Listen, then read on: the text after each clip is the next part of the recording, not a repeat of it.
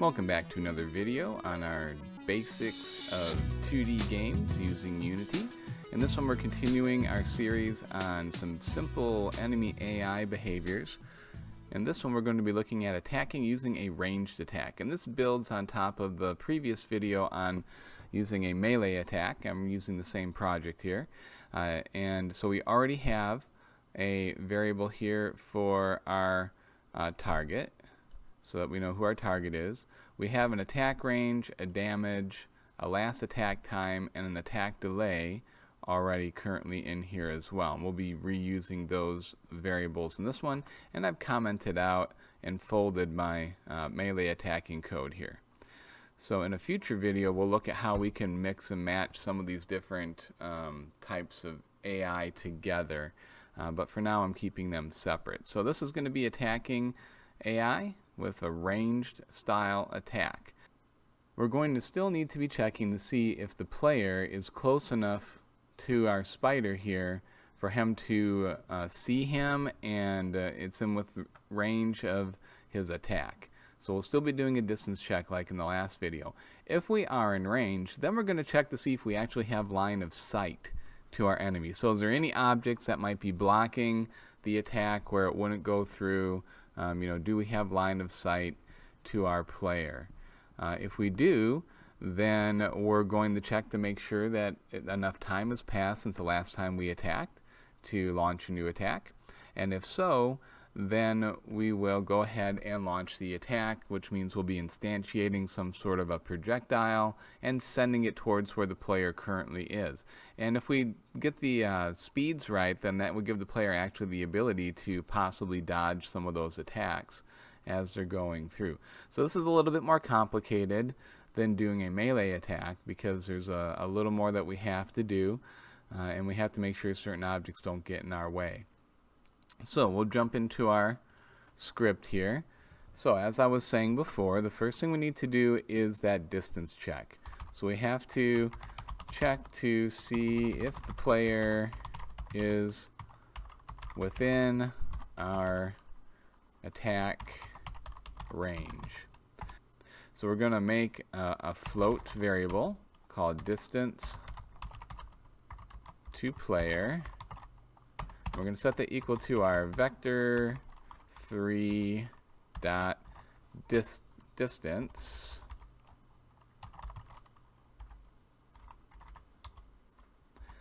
and then we have to specify the 2 points we want it to figure out the distance between. So again, that's going to be the transform dot position of our spider enemy here, and the target, which is the player, his position. So that will return to me as a float number the number of Unity units that the spider is currently away from the player. We can then check to see if we are in range. So if distance to player is less than our attack range, then we know that we can attempt to shoot him. So the next thing we need to do is actually figure out which way to shoot our bullet, okay? Because all we know right now is that the player is somewhere within a circular range of the enemy here. So we're actually going to want to make our enemy rotate to face our player, so it actually looks like they are tracking them, and when they launch the attack, it looks like they're not shooting out of the back of their head or something like that. So if we are close enough, then the next thing we need to do is turn towards the target.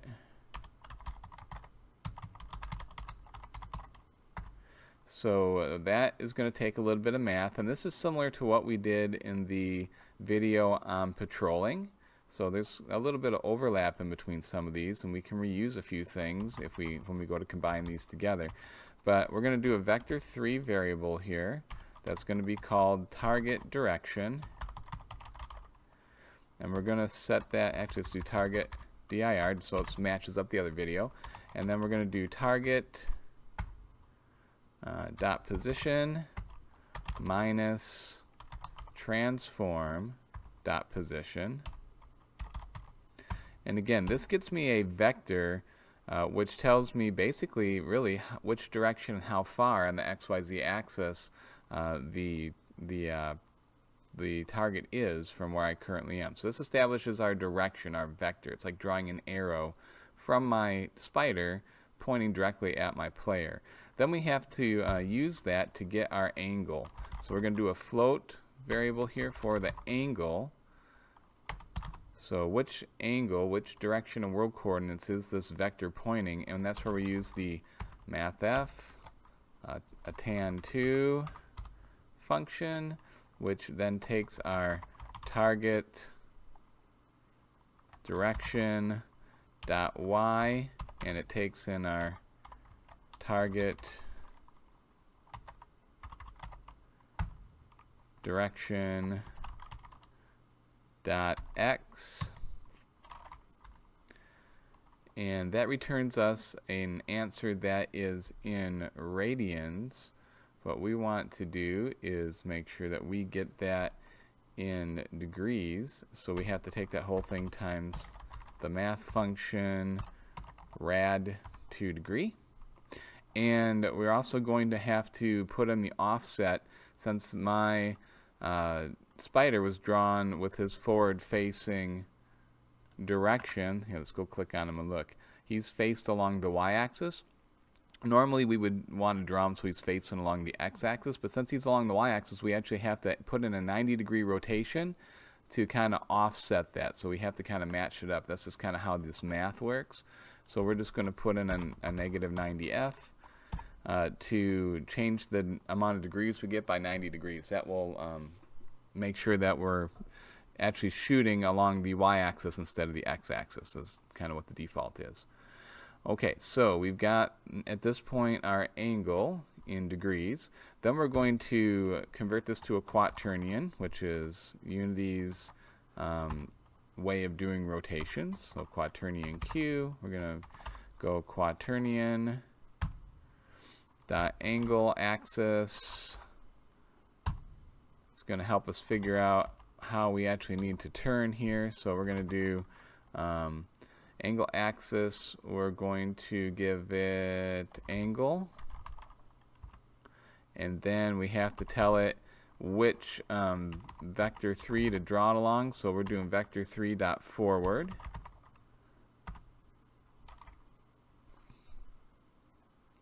and again, a vector 3 dot forward is like writing 0, 0, 1. So we're looking at the z-axis, and that is how we want to rotate things in a 2D game, is along the z-axis.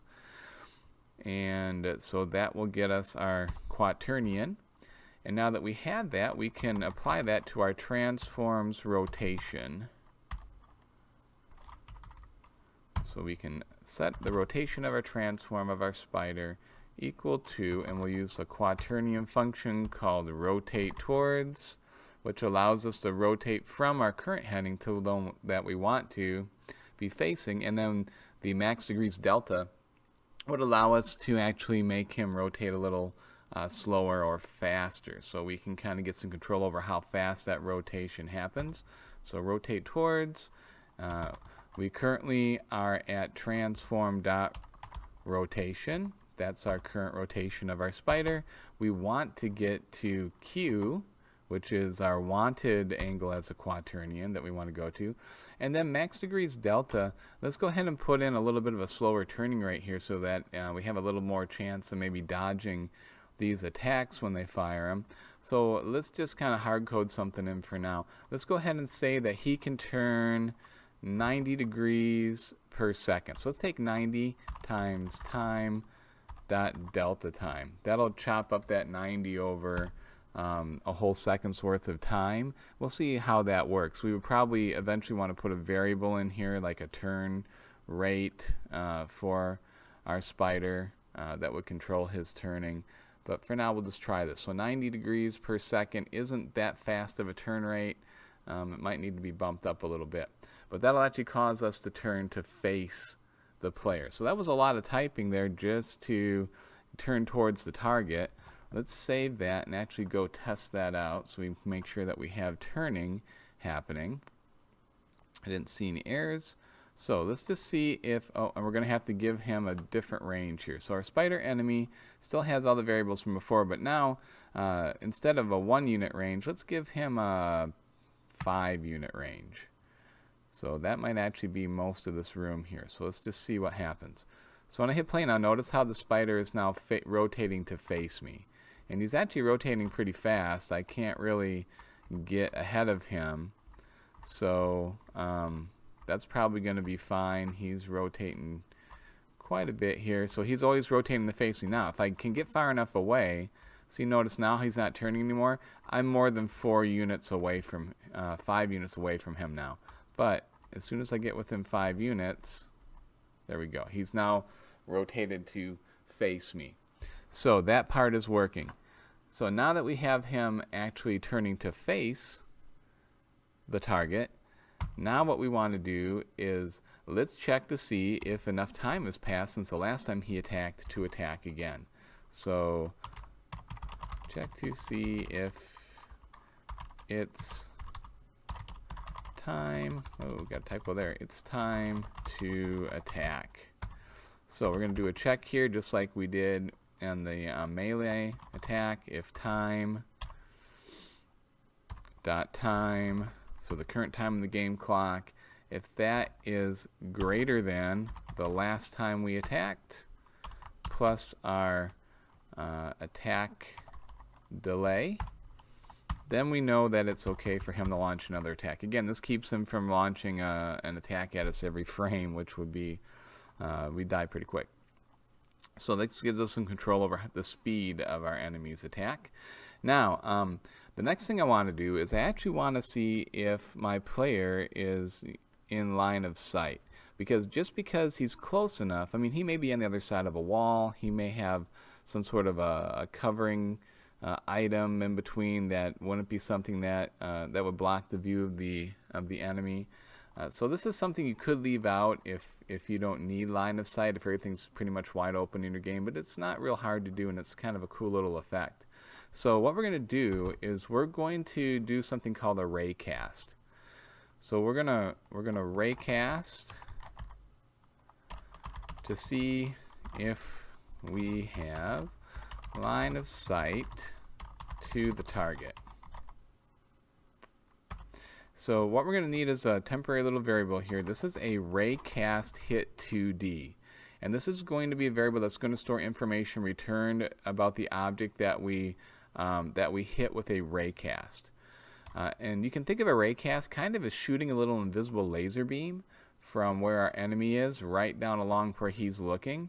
And it will detect the first thing that it hits. So we can check to see what it hit first, and if it wasn't the player that it hit first, then we know something is in between. So we're going to just call this Raycast hit 2D variable hit.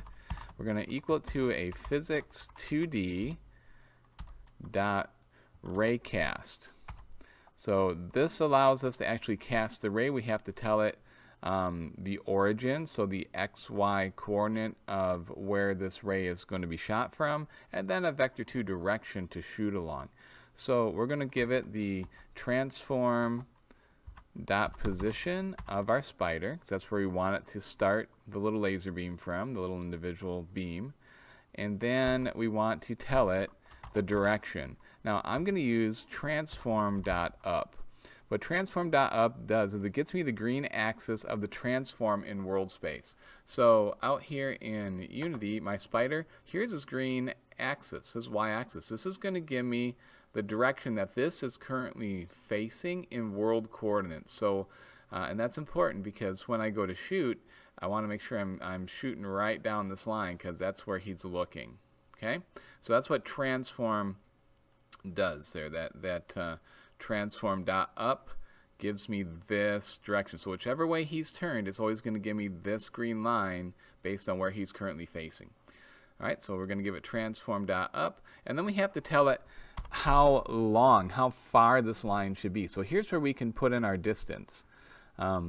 We can just tell it cast that ray only as far as my range is. If we don't put a number in here, it'll just make a line that goes until it hits something. So we could leave it off since we're doing a distance check up here. But we're doing that just to see if we should even try to attack at all. So let's go ahead and just put that in. We can just feed in our attack distance or our attack range in here again. And that will make sure that if we are out of range, it won't actually try to shoot at us. Okay, that'll just kind of be another check for us. So we've got our Raycast in, so that will cause all the information on what we hit to be stored in this variable called hit. Then what we can do is we can check to see what we hit. So check to see if we hit anything and what it was. Okay, so in this case we'll say if hit.transform. So if the transform of the object that we hit, if that equals our target. Now I use transform here because if you remember, target up here is a transform variable. So I'm basically, and this is our player, this is who we're trying to hit, and that's a transform. So I'm asking here if the transform of the thing that I hit with my ray is the transform of the target, then I know I hit the target. If it's anything else, it won't be equal. So, and remember, we have to use two equal signs here to check if something is exactly equal to. So if this is true, then we hit the player. If we hit the player, so hit the player, so let's go ahead and fire the projectile. Okay, so we're going to shoot now because we hit the target. So here's where we're going to instantiate some sort of a projectile, and we're going to then give it a little push along the vector that we're facing and go from there. So we need to go out and actually make sure we have a bullet or a projectile of some sort that we can shoot at the player. So let's go out into Unity, and I have a prefab already set up for that. Let's go find the one that I'm looking for. It's this one right here, spiderweb. So I've got this little spiderweb prefab. I'll drag one out here into the scene so you can see what it looks like. So it's a spiderweb. I have given it a rigid body 2D, turn the gravity scale to 0 because we don't have gravity in our top-down game. I then gave it a circle collider that is marked as a trigger and played with the radius. I pulled it in just a little bit from the outside edges. And then I also gave it a script to hold some damage. So we'll look at that here in a minute. First, let's get it instantiating and flying here. So I've got a rigid body because I want to fire this and push it with add force command. So we're going to push, give some force to this rigid body to move it. And the circle collider is needed, of course, for collisions to see if we hit anything. So that's in there as a prefab. I'm going to remove that from my scene here because it's down on my project panel here. So now what we need is our spider needs to have a link to that prefab up here in its variables. Okay, so let's just go ahead and put that right here. Let's make a public, and we'll just call this game. We'll just make it a game object. And this is going to be my projectile. That's going to hold that web. So we'll go down here, and now that we have that, we'll link that in the inspector in a second. But now we can go ahead and fire our bullet. So I'm going to declare a temporary game object variable called new. We'll just call it new web, I guess, since this is going to be a web that I'm firing. We'll set that equal to our instantiate command, so this will cause us to create one of those webs. I think I called it projectile up at the top. So that's our prefab that we're going to be making. And then I want it to make it at the transform dot position of my spider, and I want it rotated along the transform dot rotation of my spider as well. That way, whichever way my spider is facing, that's the way this will be rotated, and then when we give it a push on its rigid body, it will go in the right direction. Okay, so that's ready to go. Now I want to give it a push. So I'm going to say new web, This is why I stored it in the game object, so after I created it, I could actually do something with it.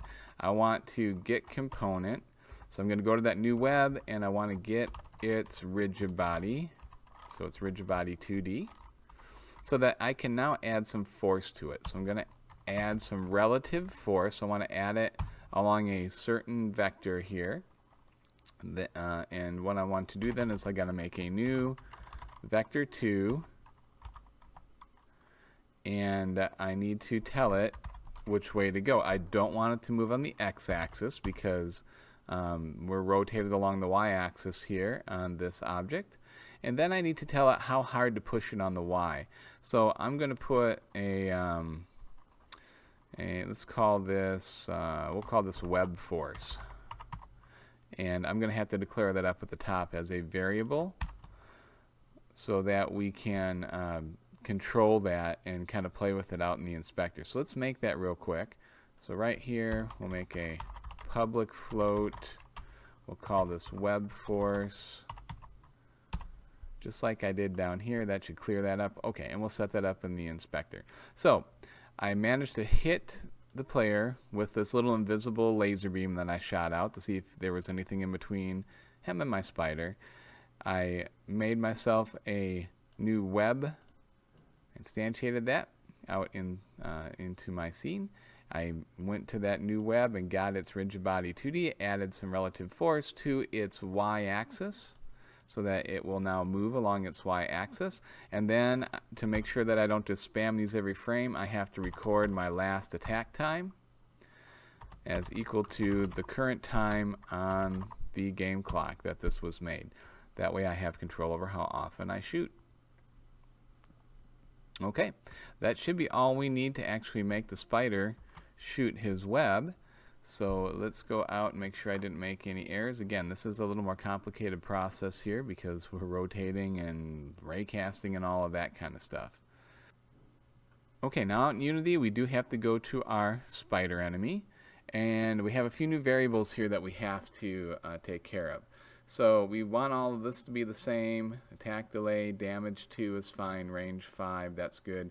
Projectile, I need to give it my spider web prefab, so it knows what projectiles to make and how hard to push it.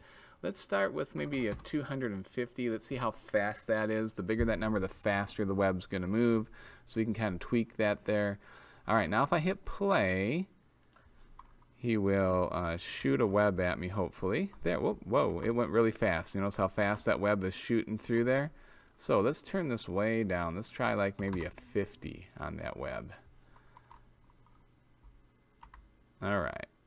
There we go. So now you see he's shooting those webs out, and I have to be within his attack range. See, he's not rotating anymore. I'm out of his attack range, but once I get within his attack range, he's going to rotate towards me, and as soon as he's facing me, he can then fire a web.